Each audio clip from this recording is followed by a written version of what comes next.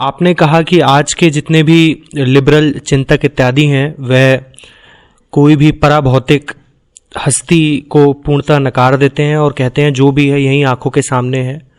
भगत सिंह ने भी कहा कि दुनिया में ईश्वर नाम की कोई चीज़ नहीं है। पेरियार ने भी ऐसा ही कहा। मार्क्स ने भी इसी तरफ इशारा किया। तो क्या आप आज के लिबरल चिंतकों को और भगत सिंह, पेरियार, मार्क्स को एक तल पर रखकर तुलना कर रहे हैं? अगर कुछ नहीं है पराभौतिक तो जो है वो है सिर्फ भौतिक, ठीक? फिर तो मूल्य अगर किसी चीज का है तो बस भौतिकता का है। भौतिकता माने पार्थिवता, शारीरिकता, ठीक?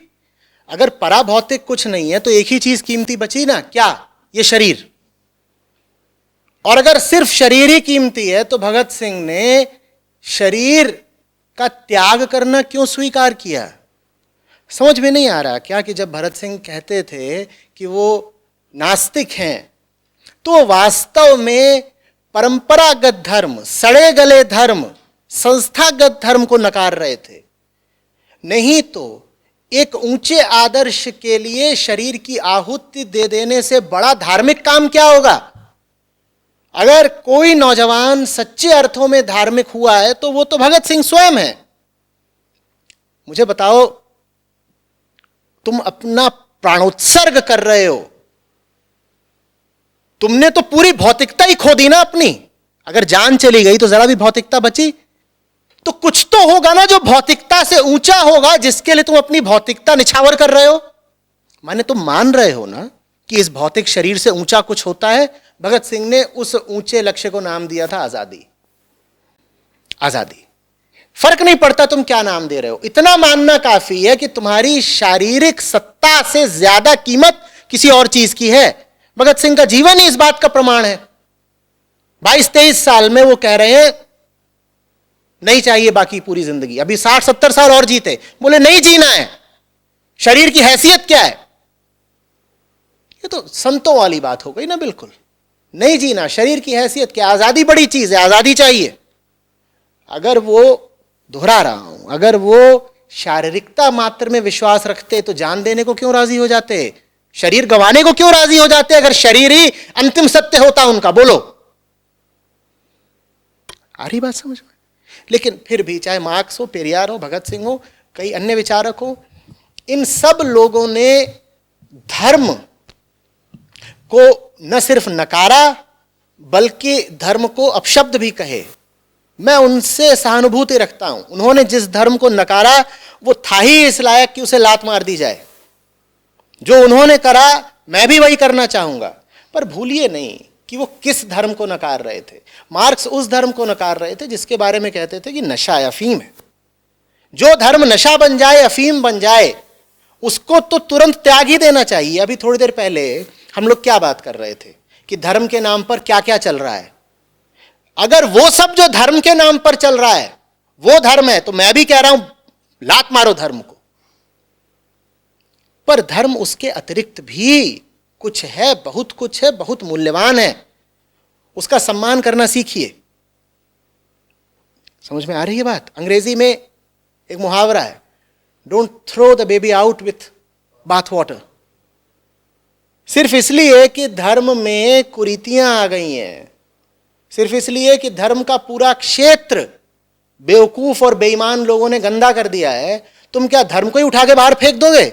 और धर्म को उठा के बाहर फेंक दिया तुमने तो जियोगे कैसे? बिना प्रेम के, बिना करुणा के, बिना बोध के, बिना सरलता के जी कैसे लोगे? और प्रेम, बोध, करुणा, सरलता तुम्हें विज्ञान तो सिखाएगा नहीं।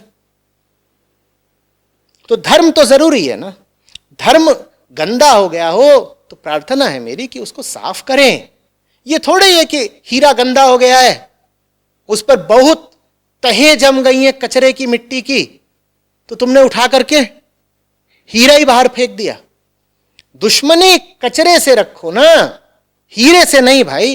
ये परम मूर्खता हो गई। एक तो मूर्ख लोग वो थे जिन्होंने हीरे को गंदा होने दिया, और एक मूर्ख ये है जिन्होंने गंदगी के साथ साथ हीरा ही फेंक मारा बाहर।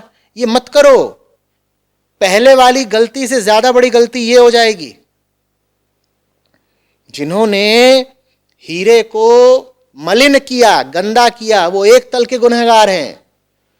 और तुम उस गंदगी के चलते हीरा ही उठा के फेंक दो, तुम उनसे ज्यादा बड़े गुनहगार हो जाओगे। ये मत होने दो, सफाई करो, सफाई।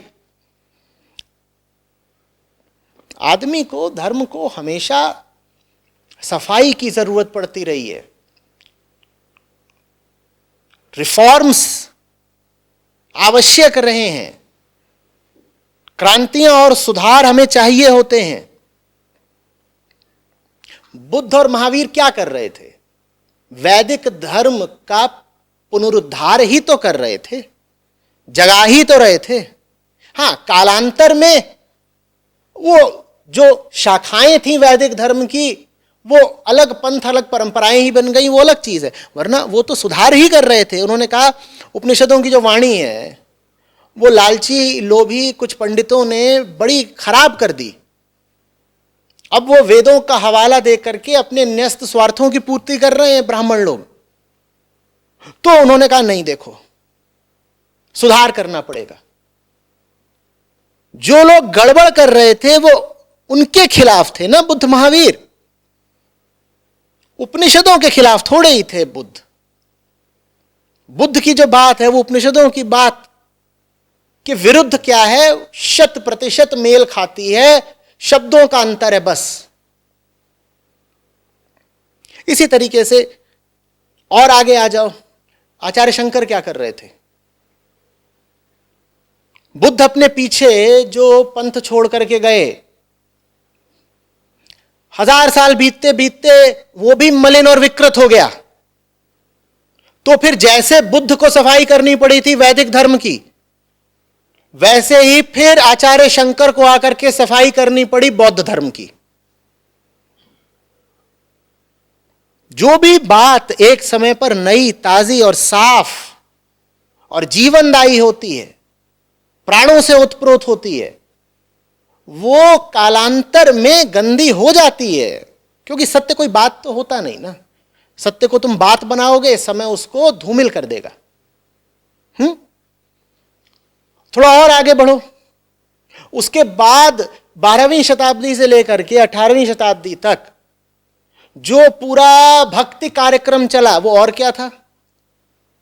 अधिकांश संत जो भक्ति मार्ग से जुड़े हुए हैं, जो अग्रणी रहे उसमें, वो सब तथाकथित पिछड़े वर्ग और निचली जातियों से थे। वो भी एक सुधार कार्यक्रम था। और सुधार कार्यक्रम का सबसे बड़ा उदाहरण, जो सबसे निकट का भी है, वो है सिख पंथ। कि जब पाया गया कि गंदगी ही गंदगी चारों तरफ फैली हुई है, तो नानक साहब से शुरू होकर के एक पूरी श्रृंखला आई गुरुओं की, जिन्होंने कहा जो कुछ साफ है, सुंदर है, उसको ले आओ, उसको संकलित करेंगे,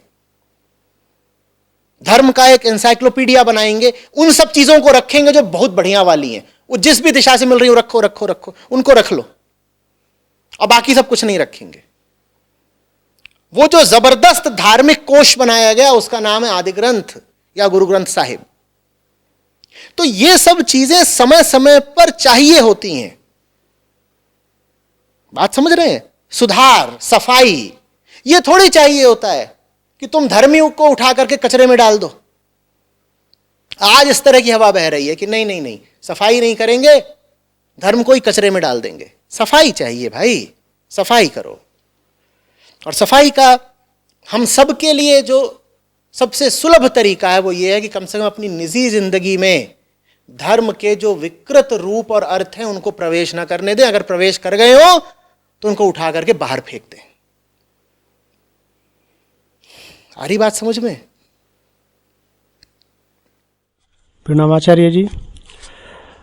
आचार्य जी, जैसा आपने बताया कि भगत सिंह के बारे में अभी कि वो नास्तिक थे, लेकिन जैसे ही हम इतिहास में भी इतिहास को देखते हैं, जितने भी नास्तिक हुए हैं उनके शायद कार्य धार्मिकता की दिशा में बहुत सकारात्मक थे। तो नास्तिकता की परिभाषा क्या हो सकती है? नास्तिकता कौन सी वाली?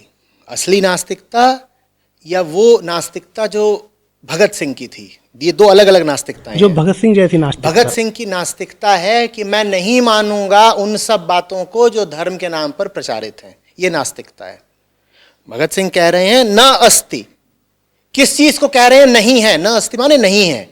वो किस चीज को कह रहे हैं नहीं है, वो कह रहे हैं ये जितना जो आडंबर खड़ा किया गया है धर्म और भगवान के नाम पर, वो सच्चा नहीं है, न अस्ति, मैं उसके प्रति अस्वीकार रखता हूं। ये उनकी नास्तिकता है, ये सच्ची नास्तिकता है। आज से 7-8 साल पहले मैंने बोला था, वो उस पर कोटेशन भी बना दी, पोस्टर वोस्टर भी चल रहे हैं कि धर्म वास्तव में सच्ची नास्तिकता का विज्ञान है। तुम धार्मिक हो पाओ इसके लिए बहुत आवश्यक है कि पहले तुम नास्तिक होना सीखो, क्योंकि अगर तुम नास्तिक नहीं हो तो तुम सस्ते आस्तिक हो। सस्ता आस्तिक कौन होता है कि तुमको बता दिया गया कि भगवान जी हैं, आप भगवान जी बोलो जय जय, हो गया। ये तुम्हारी सस्ती आस्तिकता है। और ये जो सस्ती आस्तिकता है, इसीलिए धर्म का बंटाधार कर रखा है, अध्यात्म का बेड़ा गर्क कर रखा है। पहले नकली धर्म को नकारना सीखो, पहले नकली धर्म के प्रति नास्तिक होना सीखो। बहुत अच्छी बात है, जब नकली धर्म के प्रति नास्तिक हो जाओगे तो फिर सच्चे अर्थों में धार्मिक हो जाओगे।